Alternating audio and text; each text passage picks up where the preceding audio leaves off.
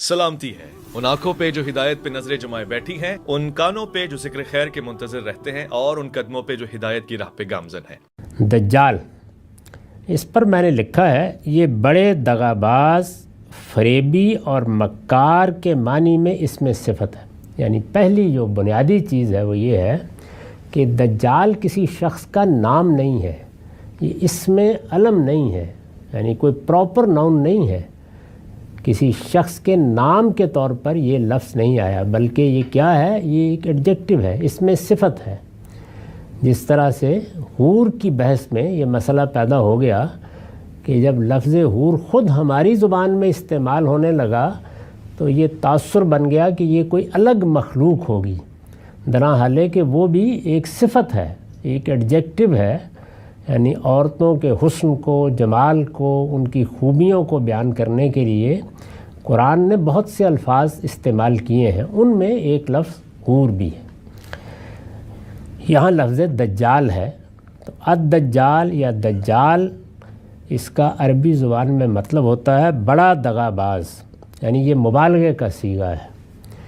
جس طرح ہم اللہ تعالیٰ کو کہتے ہیں غفار، بالکل اسی طرح سے یہ لفظ بنا ہے دجال۔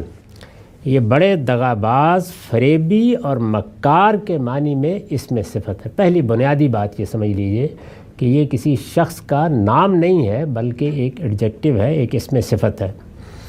اس باب کی روایتوں میں اس کا ذکر مختلف ناموں سے ہوا ہے، یعنی اس میں کبھی کوئی چیز ساتھ آ جاتی ہے موصوف کے طور پر، کبھی کوئی چیز، لیکن الدجال باقی رہتا ہے۔ اس کا ذکر مختلف ناموں سے ہوا ہے، جن میں سے ایک، یعنی ایک جگہ یہ پوری ترکیب استعمال ہوئی ہے اور وہ پھر مختلف روایتوں میں آ گئی ہے۔ وہ کیا ہے؟ جن میں سے ایک المسیح الدجال بھی ہے۔ گویا پورا نام کیا ہے؟ المسیح الدجال۔ روایتوں میں یہ اسی طرح آیا ہے۔ اس روایت میں جو زیر مطالعہ ہے، یہ دیکھیے یہاں پر بھی الدجال ہی کا لفظ ہے۔ بہت سی روایتوں میں اسی طرح آتا ہے، لیکن پھر نبی صلی اللہ علیہ وسلم کی نسبت سے جو چیزیں بیان کی گئی ہیں ان میں یہ پوری بات بھی واضح ہو گئی ہے کہ وہ المسیح الدجال ہوگا۔ یہ اسی طرح کی ترکیب ہے جیسے کسی شخص کو النبی الکاذب کہا جائے، یعنی کسی شخص کو آپ کہیں کہ فلاں شخص کیا ہے؟ النبی الکاذب، تو کیا مطلب ہوگا؟ یعنی کاذب کا مطلب ہے جھوٹا، تو النبی الکاذب جھوٹا نبی۔ اسی طریقے سے یہ ہے المسیح الدجال، تو دجال کے کیا معنی ہیں؟ فریبی، دغاباز۔ تو کیا مطلب ہوا؟ دغاباز اور فریبی مسیح، یعنی یہ ہے پوری ترکیب کا مطلب، المسیح الدجال، دغاباز، فریبی مسیح۔ لفظ النبی جس طرح اصطلاح بن چکا ہے، یعنی اب جب ہم لفظ نبی بولتے ہیں، کہتے ہیں کہ جھوٹا نبی، تو جھوٹا نبی میں جھوٹے کے لفظ سے میں بھی، آپ بھی سب واقف ہیں کہ اس کا مطلب کیا ہے، نبی سے بھی واقف ہیں کہ وہ ایک اصطلاح ہے۔ یعنی یہاں اب نبی کے لغوی معنی کی ضرورت نہیں ہوتی دیکھنے کی، نبی ایک اصطلاح ہے اللہ تعالیٰ کی طرف سے جن لوگوں کو بھیجا جاتا ہے کہ وہ جا کر قیامت کی خبر دیں، قیامت کی منادی کریں، ان کو نبی کہا جاتا ہے۔ تو ایک اصطلاح جب اس طریقے سے زبان کا حصہ بن جاتی ہے تو پھر اس کے لغوی معنی کی طرف نہیں جاتے۔ یعنی النبی الکاذب کا مطلب یہ نہیں ہوگا عربی زبان میں یا اردو میں بھی بولیں کہ کوئی شخص یہ کہے کہ جھوٹا خبر دینے والا، اور مراد ہے اس وقت جو آدمی ٹیلی ویژن پر خبریں پڑھ رہا ہے، یہ نہیں ہو سکتا۔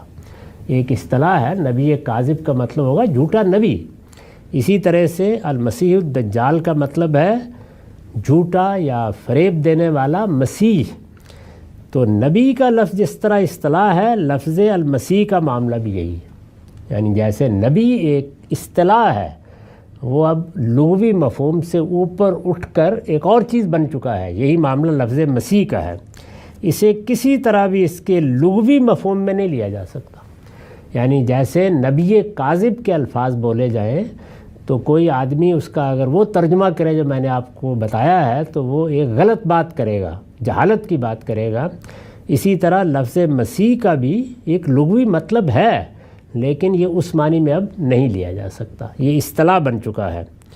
پھر یہ بات بھی ملحوظ رہے کہ وہی بات کہنا مقصود ہوتی تو جو علماء نے بالعموم اس سے سمجھی ہے تو اس کے لیے موضوع ترکیب الدجال الممسوح کی تھی.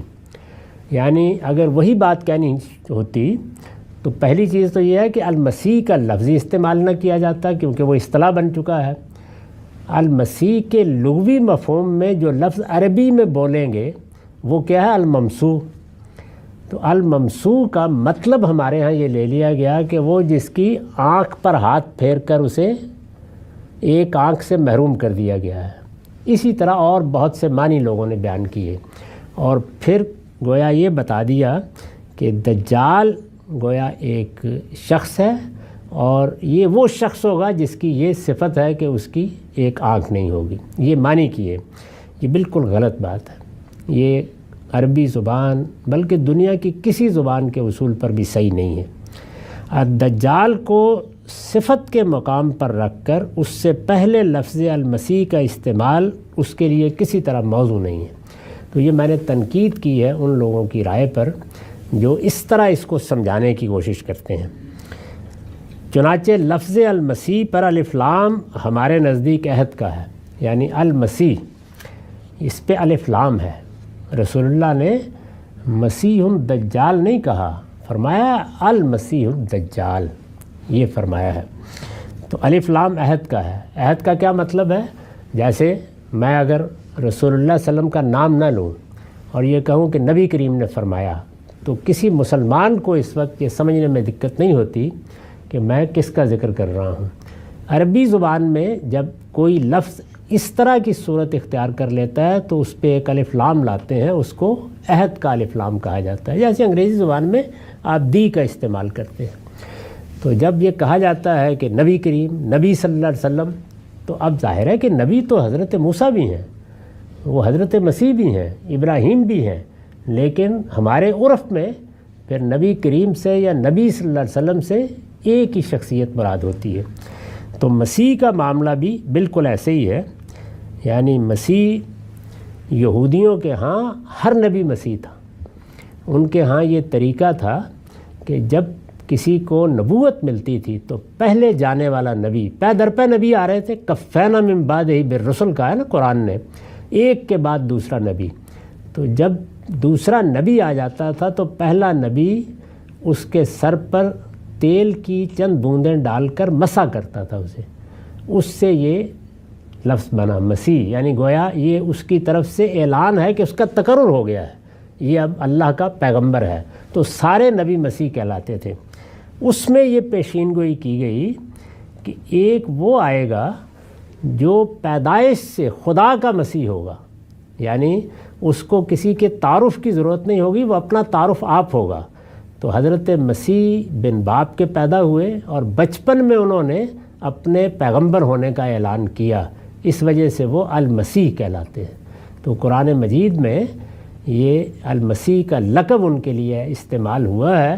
جس طریقے سے میں نے عرض کیا کہ اب النبی ہمارے لیے ایک شخصیت ہے جس کو ہم جانتے ہیں، تو المسیح کا مطلب ہے حضرت مسیح علیہ السلام، یعنی انہی کا ذکر ہوگا جب بھی ہوگا. تو مطلب کیا ہوا؟ المسیح الدجال یعنی وہ مسیح جو فریبی دغاباز ہوگا اور یہ دعویٰ کرے گا کہ میں مسیح ہوں اور اس میں جھوٹ بول رہا ہوگا.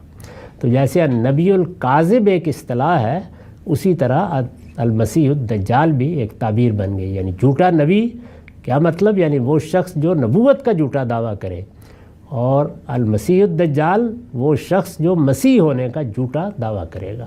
یہ لفظ کے معنی ہے جس کو میں نے واضح کیا. یہ ابھی کافی مفصل بحث ہے، اس کو اگلی نشست میں کریں گے. وآخر دعوانا الحمدللہ. دجال کی نشانی کے بارے میں میں اپنا نقطہ نظر واضح کر رہا تھا. اس میں اتنی بات میں نے بتا دی تھی کہ لفظ دجال تنہا نہیں آیا، روایتوں میں المسیح الدجال کے الفاظ آئے ہیں. اور المسیح الدجال کا جو مطلب لوگوں نے عام طور پر سمجھا ہے وہ صحیح نہیں ہے. عربیت کی روح سے اس کا صحیح مفہوم یہ ہے کہ وہ شخص جو جھوٹا مسیح ہونے کا دعویٰ کرے گا. یعنی دجال کا مطلب ہے فریب دینے والا، جھوٹ بولنے والا، لوگوں کو دغا میں مبتلا کرنے والا، یہ دجال کہتے ہیں۔ دجل و فریب اردو زبان میں بھی بولتے ہیں، یہ وہی لفظ ہے۔ تو دجال فریبی، مکار، اور المسیح یعنی وہ جو جھوٹا ہوگا، مکار ہوگا اور لوگوں سے یہ کہے گا کہ میں وہ مسیح ہوں جو آ گیا ہوں۔ یہ در حقیقت پیشین گوئی ہے رسول اللہ صلی اللہ علیہ وسلم کی، اگر آپ کی طرف اس کی نسبت صحیح ہے، اس لیے کہ روایتیں لوگوں کا بیان ہے، ان میں ہمیشہ یہی دیکھنا چاہیے کہ اگر یہ بات اللہ کے پیغمبر کی طرف لوگوں نے صحیح منسوب کی ہے تو پھر ہم اس کو سمجھنے کی کوشش کر رہے ہیں۔ اس کا پورا امکان ہوتا ہے کہ بات ہی صحیح منسوب نہ کی گئی ہو۔ تو ہم یہاں پہنچ گئے تھے کہ چنانچہ لفظ المسیح پر الف لام ہمارے نزدیک عہد کا ہے، اور اس سے مراد وہ مسیح ہے جس کی بعثت کے یہود صدیوں سے منتظر تھے۔ یعنی یہ کیوں ممکن ہو جائے گا کہ کوئی شخص یہ دعویٰ کرے کہ میں مسیح ہوں؟ ظاہر ہے کہ جب بھی کوئی اس طرح کی بات ہوتی ہے تو اس کے پس منظر میں کچھ حقائق ہوتے ہیں، ورنہ کون سنے گا کسی کا دعویٰ؟ اگر اللہ تعالیٰ نے پہلے دن سے پیغمبر بھیجے ہی نہ ہوتے تو پہلی دفعہ کوئی آدمی آ کے کہتا کہ میں پیغمبر ہوں تو کون اس کی بات سنتا؟ ایک پس منظر ہوتا ہے جس میں کوئی بات کہنے کی گنجائش پیدا ہوتی ہے، وہ پس منظر سمجھ لینا چاہیے۔ لفظ مسیح کے بارے میں جو کچھ میں نے عرض کیا اس کا خلاصہ کر دیتا ہوں۔ یعنی کیا چیز تھی؟ بنی اسرائیل کے ہاں یہ روایت تھی کہ جب کوئی نیا پیغمبر آتا تو جانے والا پیغمبر، ان کے ہاں چونکہ یہ معاملہ پے در پے تھا، یعنی ایک پیغمبر دنیا سے اسی وقت رخصت ہوگا جب کہ دوسرا آ جائے گا، تو آنے والے پیغمبر کا مسح کر کے، یعنی سر پر کچھ تیل کے قطرے ڈال کے مسح کر کے گویا اس بات کا اعلان کیا جاتا تھا کہ اب میرے بعد یہ جانشین ہے۔ یہ طریقہ تھا ان کے ہاں، اس سے یہ لفظ مسیح بنا۔ مسیح وہی مسح ہے جیسے ہم بھی بولتے ہیں، تو مسیح بنا، یعنی یہ گویا فعیل بمعنی مفعول ہے، وہ جس کو مسح کیا گیا، اس سے یہ مسیح کی اصطلاح بن گئی۔ سیدنا مسیح علیہ السلام، عیسیٰ علیہ السلام یعنی ابن مریم، وہ اللہ کی طرف سے یہ مسیح ہو کر آئے، یعنی ان کے لیے دنیا میں کسی اعلان کی ضرورت نہیں پڑی، وہ اعلان اللہ کی طرف سے کیا گیا۔ بچپن میں انہوں نے کیا، گہوارے میں کیا، وہ ایک غیر معمولی معاملہ ہوا، اس لیے کہ بنی اسرائیل کے خاتمے کا وقت آ گیا تھا۔ اللہ کی ایک منتخب قوم اب دنیا سے ہمیشہ کے لیے اپنی منصبی حیثیت کے لحاظ سے ختم کی جا رہی تھی، تو اللہ تعالیٰ نے اس طرح سے مسیح بھیجا۔ ان کو اس لیے المسیح کہا جاتا ہے، یعنی وہ صرف مسیح نہیں ہے، مسیح تو سب کے سب تھے، وہ المسیح ہیں۔ یہ گویا دی کے ساتھ ان کو متعارف کرایا گیا۔ اسی وجہ سے ہم عام بولتے ہیں مسیح علیہ السلام، مسیح علیہ السلام، ہر آدمی جانتا ہے کہ اس سے مراد کیا ہوتی ہے؟ سیدنا عیسیٰ علیہ السلام۔ اس کا نتیجہ کیا ہوا؟ نتیجہ یہ کہ پوری بات واضح ہو گئی کہ کوئی شخص آئے گا اور وہ یہ کہے گا کہ میں وہی مسیح ہوں جس کو آنا تھا۔ سوال یہ ہے کہ مسیح تو آ چکے، تو اس لیے یہ ممکن ہوگا کہ یہود نے ان کو نہیں مانا، یعنی وہ آج بھی انتظار کر رہے ہیں۔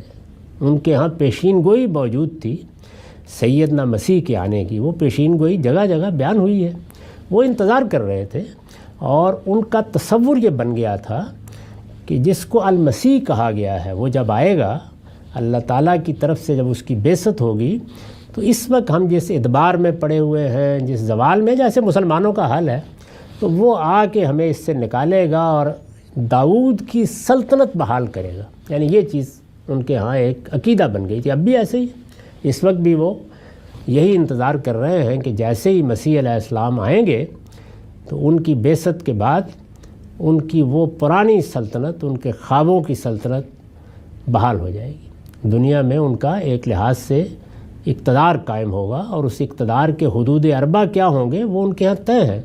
اس کو وہ داؤد کی سلطنت کہتے ہیں، یعنی ان کی تاریخی روایات کے مطابق سیدنا داؤد کے زمانے میں جو پورا علاقہ بنی اسرائیل کی سلطنت تھا، اور یہ ذہن میں رہے کہ اس میں جزیرہ نما عرب بھی شامل تھا، اس میں یہ عراق شام کے بعض علاقے بھی شامل تھے، یہ ساری سلطنت وہ کہتے ہیں کہ بحال ہو جائے گی۔ اس مسیح کا اس وقت یہود انتظار کر رہے ہیں، جیسے ہمارے ہاں بھی لوگ حضرت مسیح کا انتظار کر رہے ہیں۔ تو وہ اس طریقے سے ان کا انتظار کر رہے ہیں۔ مسیحی یعنی جو نصارہ ہیں، عیسائی ہیں، وہ بھی انتظار کر رہے ہیں۔ وہ اس لیے انتظار کر رہے ہیں کہ ان کے نزدیک وہ صلیب سے اتار لیے گئے اور 3 دن کے بعد زندہ ہو گئے، تو اب وہ کہتے ہیں کہ وہ پھر آئیں گے۔ تو اس طرح تینوں کے تینوں گروہ انتظار کر رہے ہیں۔ ہمارے ہاں روایتوں کی بنیاد پر انتظار ہو رہا ہے، وہ دوبارہ آئیں گے اور دمشق کے مسجد کے منار پر ایک دن اچانک نمودار ہو جائیں گے، فرشتوں کے جلوں میں اتریں گے اور ان کو یہ پیشکش کی جائے گی کہ نماز پڑھائیے، لیکن وہ کہیں گے کہ نہیں، تمہارا امام ہی نماز پڑھائے۔ تو ہم اس طرح انتظار کر رہے ہیں، ہمارے ہاں کے مسلمان۔ یہود اس طرح انتظار کر رہے ہیں کہ وہ آیا ہی نہیں، ابھی ان کو آنا ہے۔ تو ایک لحاظ سے دیکھیں تو پورا مذہب، یعنی مذہب تو انبیاء کا یہی ہے نا، اسلام، جس کا ایک فرقہ مسیحی ہے، ایک فرقہ یہود ہے اور ایک ہم ہیں جو مسلمان کہتے ہیں اپنے آپ کو۔ تو سب کے سب انتظار کر رہے ہیں۔ یہ پس منظر ہے جس میں اگر کوئی آنے والا آ کے واقعی دعویٰ کر ڈالے کہ میں وہی ہوں جو آ گیا ہوں، تو ایک مسئلہ تو پیدا ہوتا ہے نا، دعوے کے لیے گنجائش بن گئی۔ یہ ہے پس منظر۔ چنانچہ المسیح پر الف لام ہمارے نزدیک عہد کا ہے، اور اس سے مراد وہ مسیح ہے جس کی بعثت کے یہود صدیوں سے منتظر تھے۔ اس انتظار کی وجہ ان کے نبیوں کی یہ پیشین گوئی تھی کہ ان کے پروردگار کی طرف سے ایک مسیح آنے والا ہے۔ ان کے ہاں پیشین گوئی اس صورت میں ہے، ایک مسیح آنے والا ہے جو اس ذلت سے انہیں نجات دلائے گا جس میں وہ صدیوں سے مبتلا ہے۔ ان کے لیے بھی یہ ایک بڑی پیشین گوئی ہے۔ عیسیٰ علیہ السلام کی بعثت اسی پیشین گوئی کے مطابق ہوئی، یعنی پیشین گوئی درست تھی۔ حضرت مسیح آ گئے۔ جب حضرت مسیح آئے اور اس کے حقیقی مصداق کی حیثیت سے ہوئی، مگر وہ اس وقت انہیں ماننے کے لیے تیار نہیں ہوئے، اس وقت انہوں نے انکار کر دیا۔ لہٰذا اب بھی ہمہ وقت چشم برا ہیں کہ ان کے اس مسیح موعود کی بعثت کسی وقت لازماً ہوگی۔ وہ آنکھیں لگائے ہوئے انتظار کر رہے ہیں۔ یہ اطمینان رکھیے کہ انتظار کرنا ایک بالکل الگ ہوتی ہے، آنے کے بعد کوئی نہیں مانتا۔ تو انتظار سب کر رہے ہیں، مسلمان بھی کر رہے ہیں، یہود بھی کر رہے ہیں، مسیحی بھی کر رہے ہیں۔ اس پس منظر میں یہ شخص آ کے دعویٰ کرے گا۔ اس پر ہمارے عہد کے ایک بڑے عالم مولانا سید اللہ صاحب مودودی نے اپنی تفسیر تفہیم القرآن میں ایک بہت عمدہ نوٹ لکھا ہے۔ میں آپ کو وہ آئندہ نشست میں سناؤں گا اور یہ بتاؤں گا کہ انہوں نے کس خوبی کے ساتھ اس کا اطلاق کر کے بتایا ہے کہ صورتحال فی الواقع کیا بن رہی ہے، تاریخی طور پر بھی اور اس وقت دنیا جس جگہ کھڑی ہے اس کے لحاظ سے بھی۔ ہمارا وقت ختم ہو گیا۔ اقول قولی ھذا واستغفر اللہ لی ولکم سائر المسلمین۔ دجال کے بارے میں بحث جاری تھی، تو میں نے عرض کیا کہ اس میں ایک بڑی غلطی یہ ہے کہ لوگ یہ خیال کرتے ہیں کہ دجال نام کی کوئی الگ سے شخصیت ہے۔ اصلاً یہ بیان کیا گیا ہے کہ وہ المسیح الدجال ہوگا، یعنی یہود میں سے اٹھے گا اور یہ دعویٰ کرے گا کہ میں وہی مسیح ہوں جس کا تم انتظار کر رہے تھے۔ اسی کو مسیح موعود کہا جاتا ہے، وہ مسیح جس کا وعدہ کیا گیا تھا۔ میں نے پس منظر کے لحاظ سے بتایا تھا کہ اس طرح کے کسی شخص کا اٹھنا یہ کوئی بعید از قیاس چیز نہیں ہے۔ جب قوموں میں پہلے سے ایک روایت موجود ہو تو جس طرح اگر وہ کوئی پیشین گوئی ہے اس کے تحت کوئی پیغمبر آ سکتا ہے، جیسے کہ آتے رہے، اسی طریقے سے جھوٹے دعوے کرنے والے بھی اسی پس منظر میں اٹھ کھڑے ہوتے ہیں۔ اس وقت کی صورتحال کیا ہے دنیا میں؟ اگر مذہبی لوگوں کو دیکھیے تو مسیحی بھی سیدنا مسیح کے دوبارہ آنے کا انتظار کر رہے ہیں۔ مسلمانوں کے ہاں بھی یہ روایت عام ہے کہ وہ آئیں گے اور قیامت کے قریب آ کے دجال سے جنگ کریں گے۔ یہود کا مسئلہ یہ ہے کہ انہوں نے جب وہ آئے تھے اس وقت ان کو نہیں مانا تھا، وہ ابھی تک ان کا انتظار کر رہے ہیں۔ یعنی ان کے ہاں تو پیشین گوئی موجود تھی کہ ایک مسیح آئے گا۔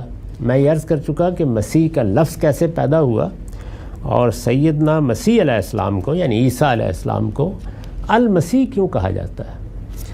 یعنی وہ اللہ کی طرف سے پیغمبری کے منصب پر فائز کیے گئے اور اعلان بھی اللہ ہی کی طرف سے ہوا اس سے پہلے جانے والا پیغمبر آنے والے کو مسح کر کے اس کی پیغمبری کا اعلان کرتا تھا۔ یہ بنی اسرائیل کی روایت تھی۔ ان کا اعلان اللہ تعالیٰ کی طرف سے ہوا، انہوں نے گہوارے میں یہ اعلان کیا۔ اس موقع پر جو باتیں ایک بچے کے منہ سے نکلیں وہ قرآن نے نقل کر دی ہیں، بتا دیا ہے کہ انہوں نے کہا کہ میرے بارے میں اللہ کا فیصلہ یہ ہے، میں ان چیزوں کی گواہی دے رہا ہوں اور میں اس مقصد کے لیے آیا ہوں۔ تاہم اس سب کے باوجود ان کو نہیں مانا گیا اور یہود اب بھی اس کا انتظار کر رہے ہیں۔ میں نے عرض کیا تھا کہ اس پر ہمارے زمانے کے ایک بڑے عالم مولانا سید امان اللہ صاحب مودودی نے اپنی تفسیر تفہیم القرآن میں ایک حاشیہ لکھا ہے، اس کا متعلقہ حصہ میں پڑھ رہا ہوں، اس میں بڑی بصیرت ہے۔ وہ لکھتے ہیں، اس معاملے کی حقیقت کوئی شخص نہیں سمجھ سکتا جب تک وہ یہودیوں کی تاریخ اور ان کے مذہبی تصورات سے واقف نہ ہو۔ حضرت سلیمان علیہ السلام کی وفات کے بعد جب بنی اسرائیل پے در پے تنزل کی حالت میں مبتلا ہوتے چلے گئے، حضرت سلیمان کا دور تو ان کے عروج کا نقطہ کمال تھا۔ جس طرح ہم اپنی تاریخ پر نگاہ ڈالتے ہیں تو ہارون اور مامون کا دور عباسیوں کے عروج کا کمال ہے۔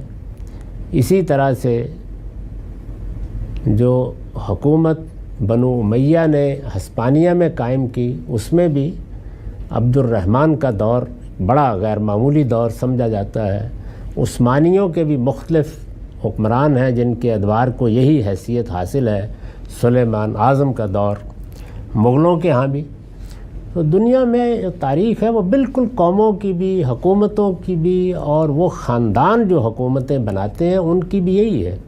یعنی جس طریقے سے انسان اٹھتا ہے، ایک کوپل کی طرح آگے بڑھتا ہے، پھر لڑکپن کے بچپن کے مراحل سے گزر کر شباب کو پہنچ جاتا ہے، پھر آہستہ آہستہ اس میں اضمحلال آتا ہے، یہاں تک کہ بوڑھا ہو جاتا ہے۔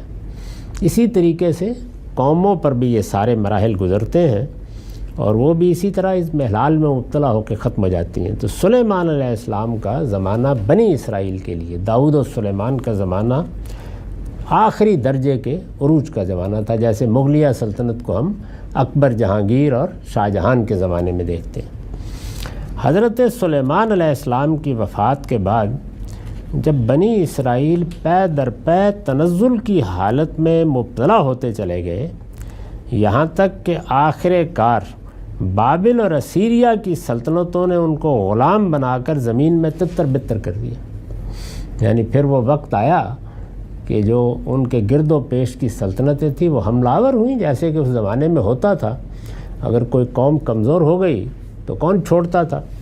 وہ آئے، انہوں نے ان کو غلام بنایا اور ان کو وہاں سے نکالا جو ان کی اپنی سرزمین تھی، جو اللہ نے ان کے لیے خاص کی تھی، اور تتر بتر کر دیا۔ تو انبیاء بنی اسرائیل نے ان کو خوشخبری دینی شروع کی۔ یعنی اس زمانے میں بھی انبیاء آئے، اسیری کے زمانے میں بھی پیغمبر آتے رہے، تو انبیاء بنی اسرائیل نے ان کو خوشخبری دینی شروع کی کہ خدا کی طرف سے ایک مسیح آنے والا ہے جو ان کو اس ذلت سے نجات دلائے گا۔ یعنی اللہ تعالیٰ ایک ایسا پیغمبر بھیجنے والا ہے جس کو وہ خود مسیح قرار دے گا، وہ آئے گا اور اس ذلت سے تمہیں نجات دلا دے گا۔ ان پیشین گوئیوں کی بنا پر یہودی ایک مسیح کی آمد کے متوقع تھے۔ یعنی انہوں نے تو صرف یہی کہا تھا، اور یہ بات بالکل قرین قیاس تھی کہ جب اللہ کی طرف سے ایک پیغمبر آئے گا اور تم اس کا استقبال کرو گے، اللہ تعالیٰ اس کے نتیجے میں تمہیں سرفرازی دے گا۔ اس میں یہ تو نہیں ہونا تھا کہ آسمان سے لشکر اتریں گے اور وہ آ کر تمہیں ذلت سے نکال دیں گے۔ پہلی چیز تو یہی تھی کہ اللہ کا پیغمبر آئے تو تمہارا کیا رویہ اس کے بارے میں ہوگا۔ لیکن انہوں نے جو چیزیں اس کے ساتھ وابستہ کر لیں وہ یہ تھی کہ اب یہ بادشاہ ہوگا، لڑ کر ملک فتح کرے گا۔ چنانچہ وہ لکھتے ہیں کہ ان پیشین گوئیوں کی بنا پر یہودی ایک مسیح کی آمد کے متوقع تھے جو بادشاہ ہو، لڑ کر ملک فتح کرے، بنی اسرائیل کو ملک ملک سے لا کر فلسطین میں جمع کر دے اور ان کی ایک زبردست سلطنت قائم کر دے۔ یہ ان کا خیال بن گیا اور یہ بات بیان کی جاتی تھی۔ ہمارے ہاں بھی لوگ یہی کہتے ہیں کہ بس وہ آئیں گے، اس کے بعد دودھ کی اور شہد کی نہریں بہہ نکلیں گی، مسلمانوں کی حکومت قائم ہو جائے گی۔ لیکن ان کی ان توقعات کے خلاف، یعنی وہ تو یہ توقع لگائے بیٹھے تھے، لیکن ان کی ان توقعات کے خلاف جب حضرت عیسیٰ ابن مریم علیہ السلام خدا کی طرف سے مسیح ہو کر آئے اور کوئی لشکر ساتھ نہ لائے، تو یہودیوں نے ان کی مسیحیت تسلیم کرنے سے انکار کر دیا اور انہیں ہلاک کرنے کے درپے ہو گئے، یعنی صلیب دینے کے درپے ہو گئے۔ اس وقت سے آج تک، یعنی اس زمانے سے لے کر جب انہوں نے صلیب دینے کی کوشش کی، اس وقت سے آج تک دنیا بھر کے یہودی اس مسیح موعود، پرومسڈ مسیح کا انکار کر رہے ہیں کہ منتظر ہیں، جن کے آنے کی خوشخبریاں ان کو دی گئی تھیں۔ وہ انتظار کر رہے ہیں کہ وہ مسیح اب آئے گا جس کا ہم نے خواب دیکھا تھا، جو آیا تھا وہ تو وہ مسیح تھا ہی نہیں۔ ان کا لٹریچر اس آنے والے دور کے سہانے خوابوں سے بھرا پڑا ہے۔ اگر آپ یہودیوں کا لٹریچر پڑھیں، تلمود اور ربیوں کے ادبیات میں اس کا جو نقشہ کھینچا گیا ہے، اس کی خیالی لذت کے سہارے صدیوں سے یہودی جی رہے ہیں اور یہ امید لیے بیٹھے ہیں کہ یہ مسیح موعود ایک زبردست جنگی اور سیاسی لیڈر ہوگا جو دریائے نیل سے دریائے فرات تک کا علاقہ، جسے یہودی اپنی میراث کا ملک سمجھتے ہیں، انہیں واپس دلائے گا اور دنیا کے گوشے گوشے سے یہودیوں کو لا کر اس ملک میں پھر سے جمع کر دے گا۔ یہ ان کی امید ہے، اس کے وہ منتظر ہیں۔ نبی صلی اللہ علیہ وسلم نے یہ اسی کے بارے میں فرمایا ہے کہ کوئی دجال، یعنی فریب کار، دجال کا مطلب ہے کوئی مکار، دغاباز، یہود کے اندر سے ان کا مسیح موعود بن کر اٹھے گا اور لوگوں کے لیے ایک عظیم فتنہ برپا کر دے گا۔ ان کے اندر پیدا ہوگا اور یہ کہے گا کہ میں وہی مسیح ہوں، آ گیا ہوں، اور یہ ظاہر ہے اسی صورت میں ہوگا جب کہ وہ کوئی بڑا فاتح بن کے اٹھے۔ تو یہ ایک تصویر ہے جس کو سامنے رکھ کر اس دجال کی پیشین گوئی کو سمجھا جا سکتا ہے کہ جو اس کی تفصیلات ہمارے سامنے آتی ہیں، ان کی روشنی میں یہود میں یہ شخص اٹھے گا اور یہ ان کا مسیح ہونے کا دعویٰ کرے گا، اور اس کے ذریعے سے چونکہ بڑی بڑی فتوحات بھی ہوں گی اور خاص طور پر اس علاقے میں ہوں گی، یہ جو اصفہان سے لے کر آگے عراق، شام، مشرق وسطیٰ کا علاقہ ہے، یہاں تک کہ یہ مدینے کے دروازوں پر جا پہنچے گا۔ اور جب وہ اس کے ساتھ یہ کہے گا کہ میں وہی مسیح ہوں اور فتوحات اس کے جلوں میں ہوں گی، تو بڑا امکان ہے کہ یہود میں بھی اس کو قبول کیا جائے اور بہت سے دوسرے لوگ بھی اس کے فریب میں مبتلا ہو جائیں۔